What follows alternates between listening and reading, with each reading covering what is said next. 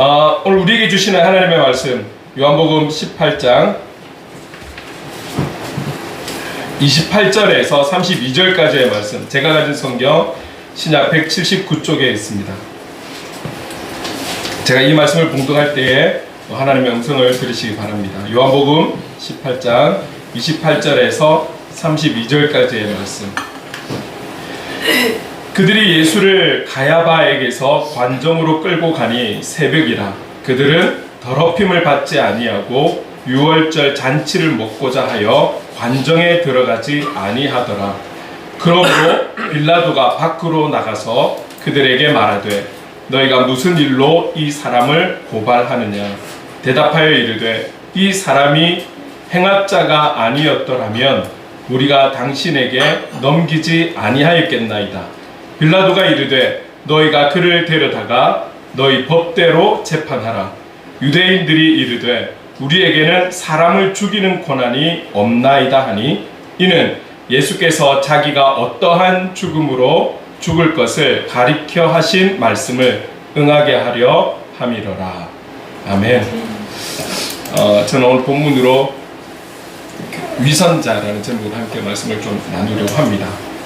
이왕이면 제목도 성경 안에 있지만 좀 듣기 좋은 편안한 그런 어떤 제목을 삼으면 좋은데, 오늘은 제가 따로 만들어낸 단어가 아니라 본문 안에 있는 내용 속에 한 무리의 모습에서 나타난 것을 지금의 우리의 말로 바꾸어서 한번 제목을 삼고 올려보았습니다.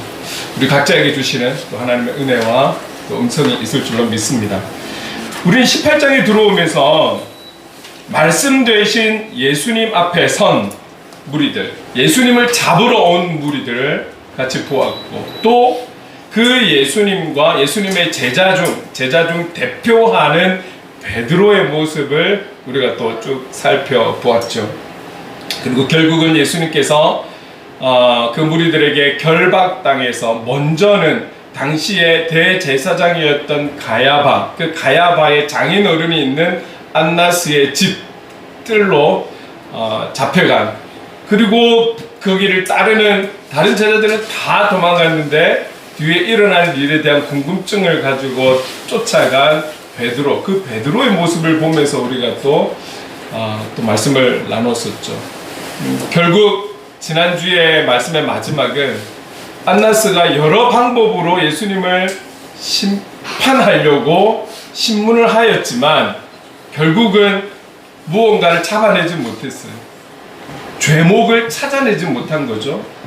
증인도 없고, 증인이 있었지만 거짓된 증인들이었고, 그들의 말이 일치가 되지 않아서 결국 안나스는 당시에 대제사장이었던 가야바에게 보내어버리는 것으로 끝이 났어요.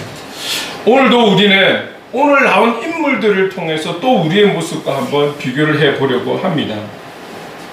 여러분, 하나님의 말씀은 모든 우리 영혼들에게 주시는 말씀이죠. 그러나 말씀을 대하고 있는 나, 가장 구체적으로는 나에게 주신 말씀이라는 것을 잊으셔서는 안 돼요. 저도 말씀을 준비하면서 이게 우리 행복을 그리는 게 성도님들에게 주시는 말씀이다 가 아니에요. 항상 저에게 주시는 말씀이고 저에게 주시는 깨달음이라는 것을, 그래서 제가 항상 적용을 하면서 또 말씀을 준비를 합니다. 오늘도 우리 각자에게 분명히 나오는 인물들을 통해서 깨닫게 하시는 부분, 다시 한번 기억해 하시는 부분들이 있을 것으로 믿습니다. 자, 여러분, 오늘 본문은 어떤 내용입니까? 여러분 보시면 28절에 그들이 예수를 가야바에게서 관정으로 끌고 가니, 관정으로 끌고 가는 거예요. 그런데 안나스 집에 있다가 가야바 집으로 왔으면 가야바가 있는 곳에서 다시 한 번 더 재판이 이루어져야 되는 거잖아요. 신문이 일어나야 되는데 그 내용에 대해서는 싹 빠졌어요. 싹 빠지고 바로 빌라도가 있는 곳으로 가고 있는 장면입니다. 빌라도는 이 총독 빌라도는 당시에 이 유월절이라는 유대인들의 절기를 맞아서 예루살렘에 사람들이, 순례자들이 엄청나게 모이니까, 우리가 작년에도 그렇죠, 좀 아픔들이 있었잖아요. 사람이 많이 모인 곳에는 여러 가지 문제로 또 사건이 일어날 수 있고 사고가 일어날 수 있기 때문에 이 모든 지역을 담당하고 있는 총독이었던 빌라도가 이 예루살렘, 그래서 모든 상황들을 이끌기 위해서 그리고 처리할 수 있도록 빠른 대처를 하기 위해서 그가 와 있었단 말이죠. 그래서 이 가야바 무리들은 예수님을 결박한 채로 끌고 이 빌라도에게 왔던 것입니다. 자, 그런데 빌라도 앞에서 재판을 하고 심판을 하려고 왔는 그 자리에 28절에 그 모양을 이렇게 설명하고 있습니다. 같이 한번 읽어볼까요? 시작. 그들이 예수를 가야바에게서 관정으로 끌고 가니 새벽이라. 그들은 더럽힘을 받지 아니하고 유월절 잔치를 먹고자 하여 관정에 들어가지 아니하더라. 본문이 여러 절로 되어 있지만 그 전체가 내용이면서도 함께 나누고자 하는 중요한 핵심 구절이 또 있겠죠. 그래서 그 구절을 저는 여러분 오늘의 말씀에서 주보 안에 그 구절을 기록해 놓고 있답니다. 그런데 오늘 사실 주제절은 바로 28절이에요. 28절에서 우리는 우리에게 주시는 그런 말씀을 좀 깨닫기를 원하시는 거죠. 여러분 당시에 이 이방인의 거주지는 하나님의 택함을 받은 선민으로서의 이방인들에게 접촉하는 것, 이방인들이 있는 곳으로 가는 것은 흔히 말하면 부정탄다라고 생각을 해요. 거기에 유대인들이 한참 절기 이 축제의 날에 모이는 이곳에 부정탄 몸으로 가면 안 되잖아요. 부정탄 몸으로 가면 안 돼요. 그런데 지금 이 빌라도는 당시에 로마의 지배를 받고 있던 터여서 이들을 다스리는, 이 지역을 다스리는 총독으로 빌라도가 있지만 이 사람은 이방인인 거죠. 그들이 바라볼 때는. 그래서 비록 관정으로 왔지만 그 관정 안으로 들어가는 것, 그리고 정말 이들과 가까이서 그 안에서 관계를 가지는 것 자체가 부정하다라고 보는 거예요. 이제 6월절인데 부정타면 안 되잖아요. 그래서 그들은 그 관정 안으로 들어가지 않고 예수만 보내는 거죠. 그리고 많은 군인들이 있었을 것인데 빌라도 있는 자리에서 재판하지 않고 상황과 환경을 아는지라 빌라도가 나와서 이 가야바 무리에게 묻고 있는 그런 장면들을 볼 수가 있는 거예요. 자, 그래서 29절에 빌라도 총독이 무슨 일로 예수를 고발하느냐, 죄목이 뭐냐, 무엇 때문이냐라고 물었을 때 그들이 30절에 이렇게 대답하고 있습니다. 같이 한번 읽어볼게요. 시작. 대답하여 이르되 이 사람이 행악자가 아니었더라면 우리가 당신에게 넘기지 아니하였겠나이다. 그래서 이 가야바 무리들은 예수님을 향해서 행악자다, 행악자가 아니었으면 우리를 고발할 일이 없다. 그런데 여러분, 행악자는 어떤 것입니까? 그러니까 늘 평상시에 나쁜 짓을 하고 다니는 사람, 그래서 그는 나쁜 사람인데 가는 곳곳마다 나쁜 일을 그 무리 안에서 나쁜 일을 일삼는 그런 사람. 나쁜 사람이라는 것을 강조는 하지만 지금 빌라도 앞에서 정확하게 이 나쁜 사람이 어떤 날에 몇 시에 어떤 일을 통해서 어떤 일을 일으켜서 그래서 우리가 그 현장에서 잡아서 빌라도에게 데려왔다라고 정확하게 이야기하는 것이 아니라 그냥 행악자여서 데리고 왔어요. 너무 이 사람이 나쁜 짓을 하고 나쁜 일을 일으키고 이래서 우리는 잡아왔어요. 법적으로 처단해 주세요. 이렇게 이야기를 하는 거예요. 그 이야기를 듣는 빌라도는 그래, 나쁜 건 알겠는데 구체적으로 법적으로 인정할 수 있는 나쁜 짓에 대해서 정확하게 말을 하지 않는 거죠. 정확한 죄목이 안 나오는 거예요. 그리고 거기에 대한 분명한 증거가 없으니까 빌라도 입장에서는 여기에 심판을 하기가 어려운 거죠. 그래서 그가 뭐라고 이야기합니까? 31절에 제가 읽어볼게요. 빌라도가 이르되 너희가 그를 데려다가 너희 법대로 재판하라. 너희 법대로 재판하라라고 이야기를 하는 거예요. 일단 이 빌라도가 들었을 때는 이들의 이야기 가지고는 예수님을 법적으로 잡을 이유가 없다라는 것이죠. 그래서 그가 어떻게 심판을 내릴 분명한 근거가 없다라는 거예요. 그리고 그렇기 때문에 너희들 안에서 일어난 일, 너희들이 종교 재판을 하든 어떻게 하든 너희들이 알아서 해. 왜? 로마의 지배당하기 전에 그들의 법이 있었을 거니까요. 그리고 그 법을 제사장들이 또 대제사장이 그렇게 결단을 해왔으니까요. 심판을 내려왔기 때문에 너희들 법대로 재판하라 라고 이야기하는 거예요. 이 말에 무리들의 답은 무엇이냐면 그 31절 뒤에 이렇게 이야기하는 거예요. 유대인들이 이르되 우리에게는 사람을 죽이는 권한이 없나이다. 우리에게는 사람을 죽이는 권한이 없나이다 라고 이야기를 하고 있는 거예요. 이 말에서 알 수 있는 것이 무엇입니까? 로마의 지배당하기 전에 그들은 사람을 죽이지 않았을까요? 심판에서 사형한 적이 없었을까요? 예를 들면 사도행전 7장에 보면 우리가 잘 알고 있는 한 사람 인물이 나와요. 스데반 집사. 스데반 집사가 공개적인 이 빌라도 앞에서 뭐 이렇게 그 공식적인 재판이 아니라 그들만의 종교 재판이 이루어진 것이죠. 그 종교 재판에서 마지막 쏟아낸 말이 7장에 보면 복음을 이야기하고 있잖아요. 복음을 이야기하는 거예요.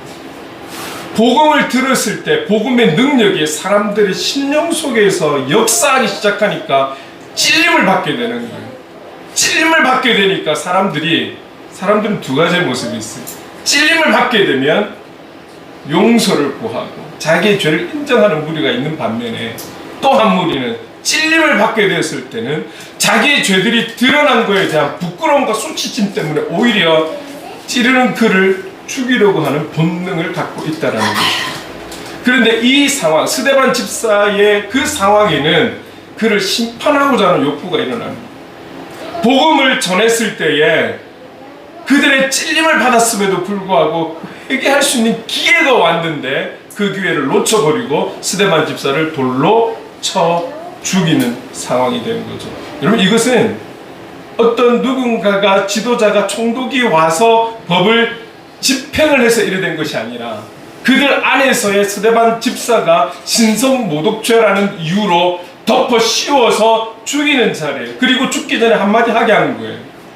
그리고는 사람들의 그 찔림 속에 억울해서 기분이 나빠서 화가 나서 분노해서 돌로 즉석에서 사형을 시키는 그런 내용들이 있어요.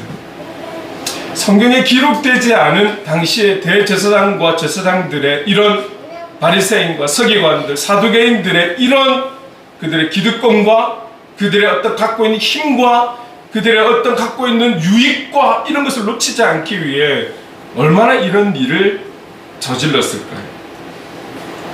근데 이제 와서 빌라도 총독 앞에서 예수 그리스도를 법적으로 처단하려고 하니 이 상황들이 참 재미있는 상황인 것이죠.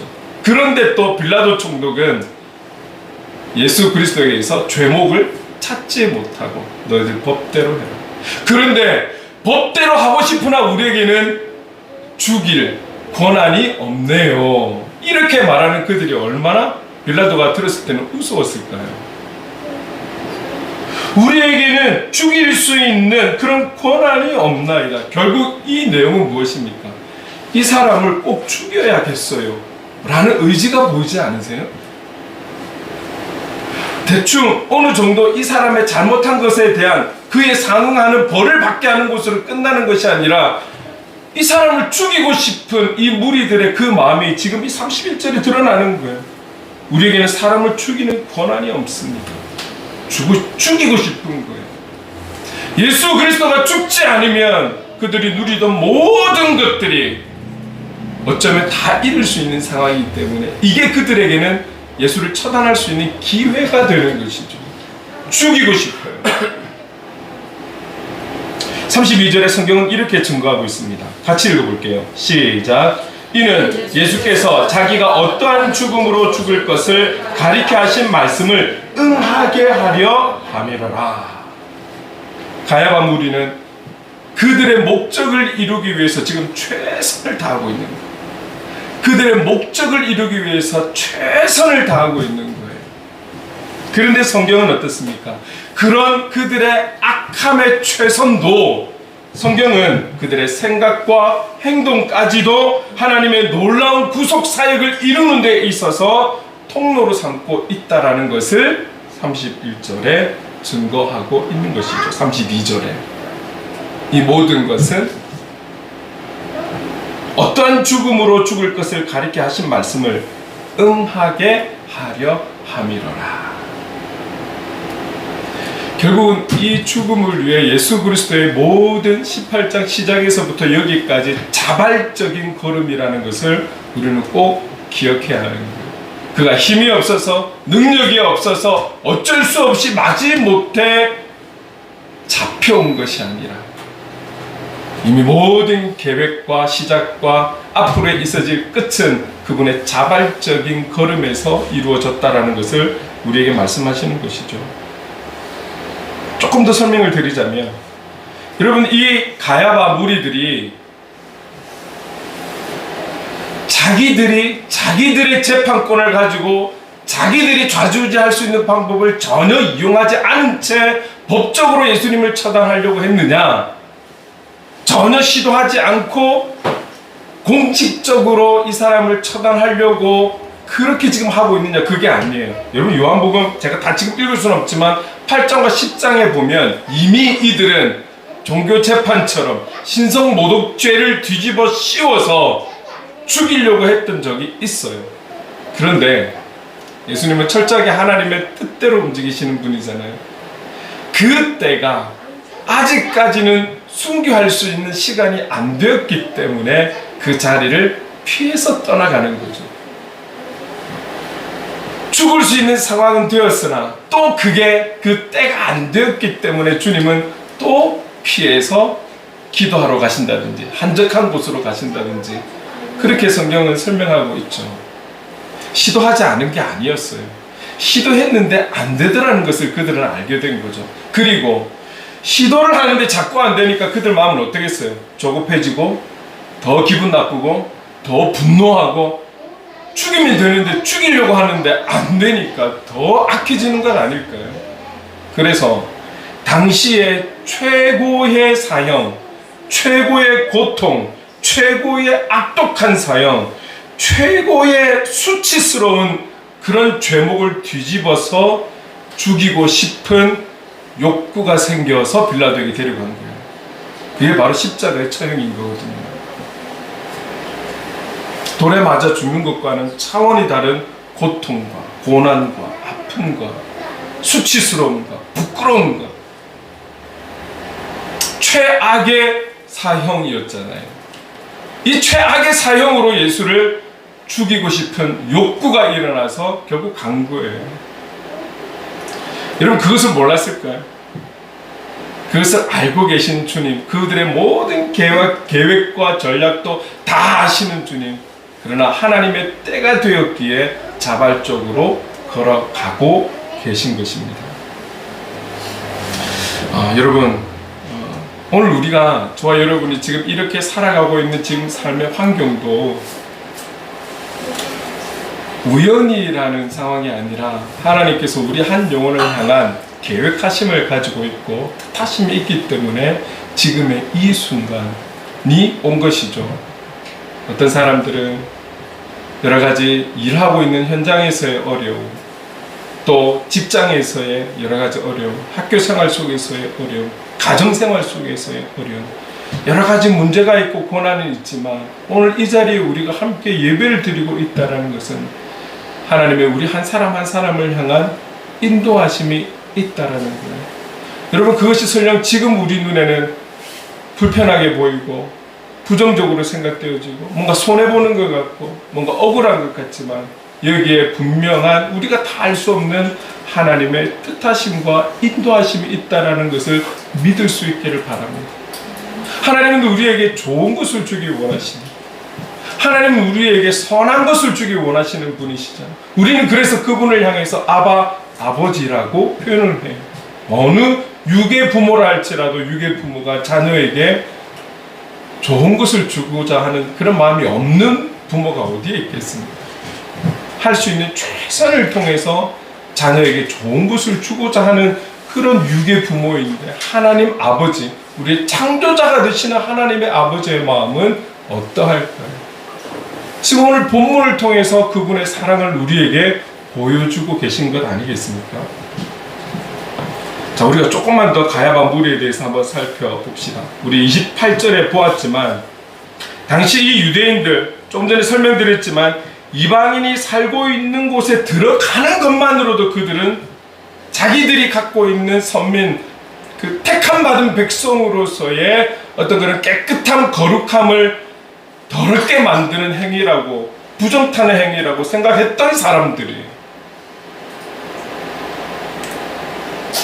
그런 사람들이 이제 6월절 축제를 앞두고 그들의 몸을 더럽히지 않으려고 지금 빌라도 총독이 있는 관정으로 들어가지 않고 밖에서 지금 모든 일을 지금 다 하고 있는 거예요. 밖에서. 자, 그런데 그들이 누구를 데리고 간 것입니까? 누구를 죽이고 싶어서 데려갔습니까? 예수 그리스도잖아요. 예수 그리스도. 무엇 때문입니까? 그들의 모든 기득권과 유익과 모든 누렸던 것을 더 누리고 싶은 마음에 안나스도 가야바도 찾지 못했던 그 죄목을 찾아 억지로 죽이기 위해 빌라도 앞에 세워가는 그들의 모습. 조금의 부정함도 타지 않으려고 그 관장 안으로 들어가지도 않았던 그들. 그러나 그들의 마음 안에는 이 영혼을 죽이고 싶은 마음으로 득실거리는 그들의 이중적인 모습들. 겉으로는 신앙인인 척하고 흠없는 사람인 것처럼 그렇게 행세하면서도 속으로는 한 사람을 죽이고 싶은 그 마음, 그들의 욕심과 욕망과 욕구를 이어가기 위해서 이 사람을 죽이고자 하는 마음으로 가득한 그들의 이중적인 모습들. 여러분, 그래서 우리는 이들을 향해서 이렇게 표현하죠. 외식과 불법을 지르는 자들. 이것은 우리의 말이 아니라 사실은 성경에 나와 있는 말이죠. 그래서 예수님께서 이 무리들에게 잡히기 전에 바리새인들과 서기관들, 이 종교 지도자들을 향해서 뿌렸던 말씀이 있어요. 마태복음 23장 27절 28절 같이 한번 읽어보겠습니다. 시작. 화 있을진저 외식하는 서기관들과 바리새인들이여, 회칠한 무덤 같으니 겉으로는 아름답게 보이나 그 안에는 죽은 사람의 뼈와 모든 더러운 것이 가득하도다. 이와 같이 너희도 겉으로는 사람에게 옳게 보이되 안으로는 외식과 불법이 가득하도다. 겉과 속이 다른 그들의 외식된 모습들에 대해서 주님은 분명하게 선포하고 있는 거예요. 그냥 혼자 속삭인 것이 아니에요. 제자들과 수많은 사람들이 있는 앞에서 선포하셨던 거예요. 우리는 지금에 와서 겉과 속이 다른 이들을 향해서 우리는 위선자라고 부르고 있는 것이죠. 진리와 복음, 하나님 나라와는 관계없는 이 종교인들, 위선자들, 우리는 이들에 대해서 어떻게 생각할 수 있을까요? 우리 각자가 나름 판단할 수는 있겠으나, 그러나 그보다 더 중요한 것은 그들이 이런 부분이 잘못됐고 이런 부분들에 나빠라고 판단하기보다는 그들의 모습을 통해서 나의 모습이 그 속에 있지는 않는지, 그들의 모습 속에서 나의 모습이 발견되지는 않는지. 여러분, 혹 지금 우리가 18장 들어와서 오늘 본문에 이르기까지 여러 무리들을 바라보면서 그들 속에서 나의 모습이 보이지 않았다라면 여러분, 하나님 앞에 감사하시고 우리의 신앙을 지켜갈 수 있도록 더욱 노력하고, 지켜가는 것으로 만족이 아니라 성장되어 갈 수 있도록 힘쓸 수 있기를 바랍니다. 그러나 이들의 무리 속에서 나의 모습이 보이고 이들의 위선적인 모습 속에서 나의 모습이 보였다라면 그들을 판단하는 게 우선이 아니라 우리는 주님 앞에 엎드리는 것이 더 중요하다는 거예요. 그것을 우리는 회개라고 표현을 하고 있습니다. 여러분, 조금 전에 말씀드렸잖아요. 복음이라는 놀라운 능력이 우리 안에 들어왔을 때, 선포되었을 때 어떤 무리는 나를 찌르는 게 기분 나빠서 더 악한 모습이 올라온다라면, 어떤 자들은 그 나를 찌름에 그것을 깨닫고 하나님 앞에 엎드리는 무리가 있다라고. 그러나 사도행전 7장에 나온 무리들은 더 악해졌던 거죠. 그들의 본 모습이 들켜버리니까 악으로 변해버리고 사람을 죽이는 그 현장이 되는 것이죠.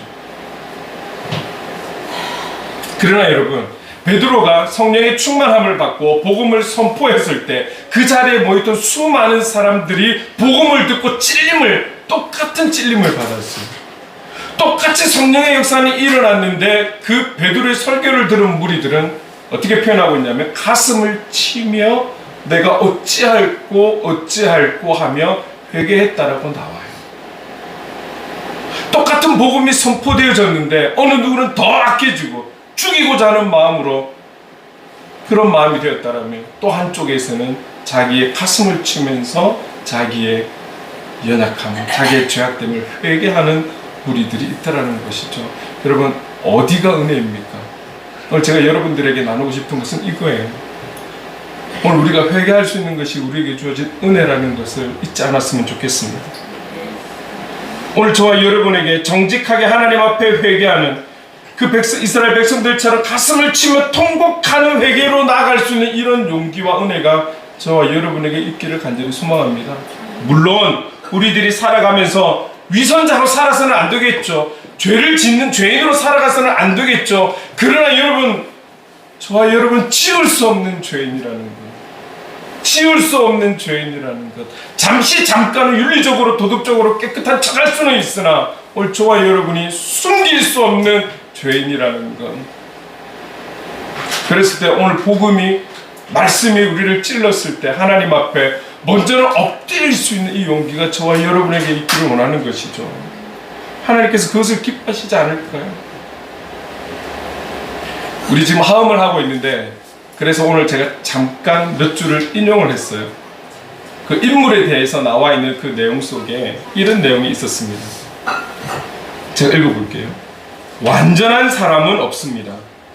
물질이 유혹이 되거나 못난 자아로 하나님의 말씀을 거역하기도 합니다. 하지만 하나님은 용서하기를 즐겨하시는 분입니다. 하나님의 말씀에 순종하며 죄를 자발적으로 회개할 때 용서하시는 하나님의 은총을 경험할 수 있습니다. 주님께서 지금 자발적으로 십자가의 사건을 향해서 한 걸음 한 걸음 나아가는 이유가 어디에 있습니까? 우리의 기도에 응답해 주시기 위해서 가고 있는 길입니까? 아니면 우리의 필요를 공급해 주시고 채워 주시기 위해 걸어가고 있는 길입니까? 아니잖아요. 이 주님의 그 사명은 크게는 우리는 이렇게 표현할 수 있을 거예요. 우리를 향한 위대한 사랑이라고 표현할 수 있을 거예요. 그러나 이것을 구체적으로 이야기하면 주님의 그 십자가를 지신 사건의 주된 이유는 용서라는 거예요. 그분의 다 쏟으신 그 보혈의 은혜가 우리에게 필요한 것이죠. 그것만이 우리를 용서할 수 있기 때문인 거예요.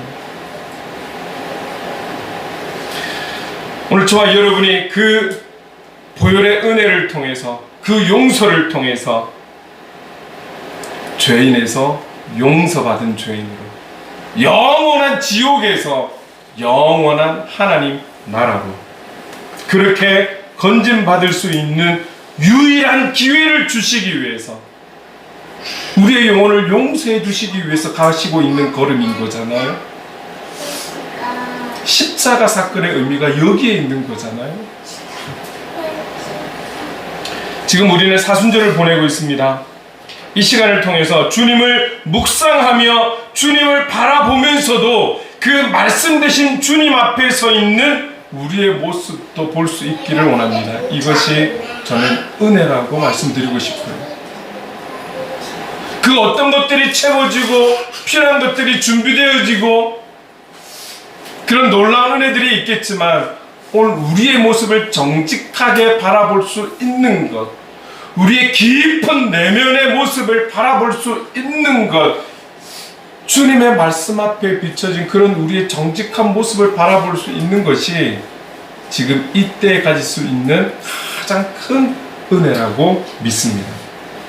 우리가 바쁜 일 속에서 지내다 보면, 그리고 어려운 시대를 지내다 보면 주님의 그 높고 깊고 넓으신 그 사랑을 잊고 지낼 때도 많지 않습니까?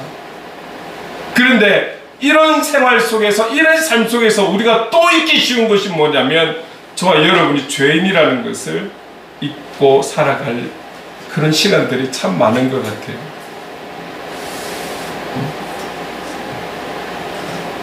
우리가 어떠한 본성을 가진 사람이라는 사실을 잊고 지낼 때가 참 많다라는 것이죠. 오늘 이때에 말씀되신 그 주님 앞에 비춰진 우리의 모습 있는 그대로를 정확하게 볼 수 있다라면 하나님의 은혜인 줄로 믿습니다. 우리의 존재가, 우리의 본성이 얼마나 추하고 더럽고 가증스러운지 오늘 제목처럼 오늘 우리가 얼마나 위선 덩어리로 그렇게 살아가고 있는지 우리를 볼 수 있다라면 이것은 은혜입니다.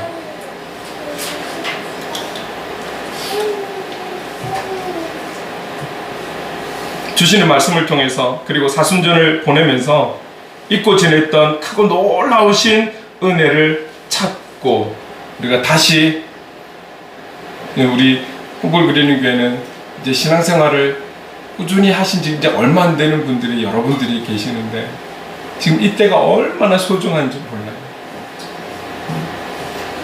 깊은 은혜로 흠뻑 젖을 수 있는 그런 은혜의 때가 지금이 될 수 있기를, 그런 시간으로 이 사순절을 보낼 수 있기를 주님의 이름으로 축원합니다.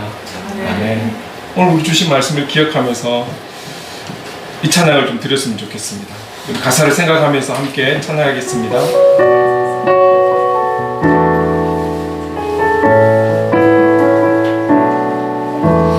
하나님의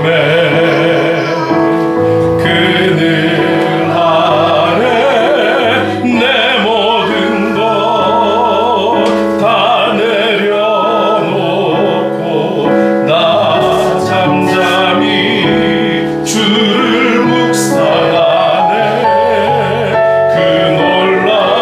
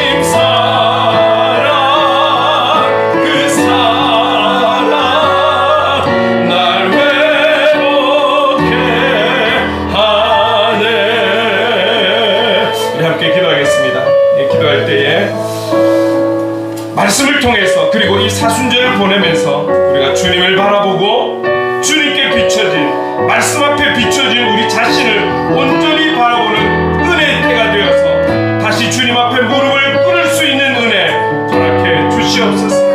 다시 우리가 주님 앞에 한 걸음 더 나아갈 수 있는 은혜 허락해 주시옵소서. 주님의 깊은 놀라운 사랑을 깨닫는 은혜의 시간으로 인도해 주시옵소서. 우리 주신 말씀을 기억하며 함께 기도하며 나가겠습니다. 사랑과 은혜가 많으신 하나님 아버지 감사합니다. 오늘 하나님 아버지 가야바의 무리들의 이런 하나님 아버지 겉과 속이 다른 이중적인 하나님 그들의 모습을 바라보며 오늘 하나님 아버지 정말 우리의 모습을 돌아보기를 원합니다. 하나님 아버지 이들 속에서 우리의 모습은 없었는지 겉과 속이 다른 하나님 아버지 그런 모습으로 우리가 세상 속에 살아갔던 것은 아닌지 주님의 이름으로 모이는 이 주일에 하나님 아버지 우리는 거룩한 성도인 것처럼 하나님 아버지 보이며 믿음의 사람처럼 보이면서도 세상 속에 나아가 학교 생활과 가정 생활과 직장 생활과 하나님 아버지 모든 하나님 아버지 각자에게 주어진 그 환경 속에 오늘 우리는 하나님 아버지 세상과 타협하며 하나님 우리의 유익과 우리의 기득권과 우리의 하나님 아버지 어떠함을 위해서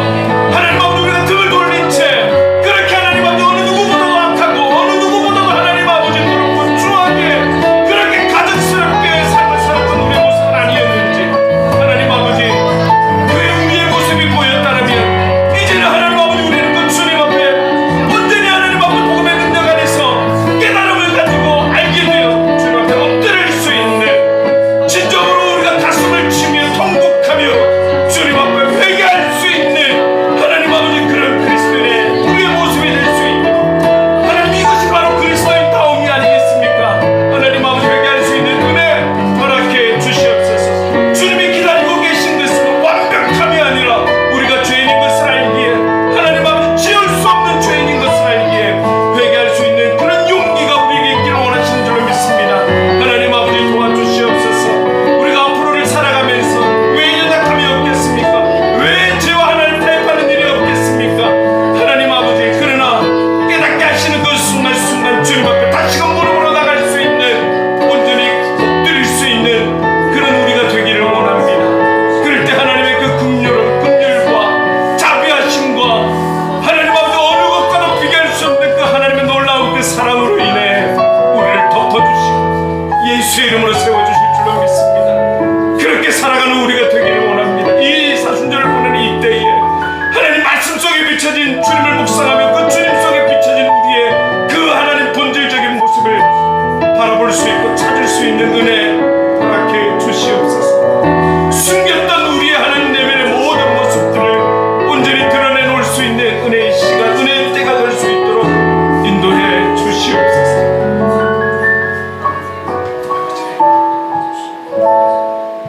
사랑해 주님 감사합니다. 하나님 아버지의 뜻을 향한 그 길을 포기하지 않고 걸어가신 주님을 찬양합니다. 가야바 무리의 그 위선의 모습이 바로 오늘날 우리의 모습, 나의 모습은 아닌지 이 사순절을 보내는 이 시간들을 통해 말씀 속에 비춰진 주님 속에 비춰진 우리의 그 내면의 깊은 하나님 우리의 본질된 하나님 그런 모습들을 돌아볼 수 있기를 원합니다. 성령님 보게 하시고 깨닫게 하셔서 주님의 크신 그 은혜에 흠뻑 젖어들 수 있는 이 시기가 될 수 있도록 인도해 주시옵소서.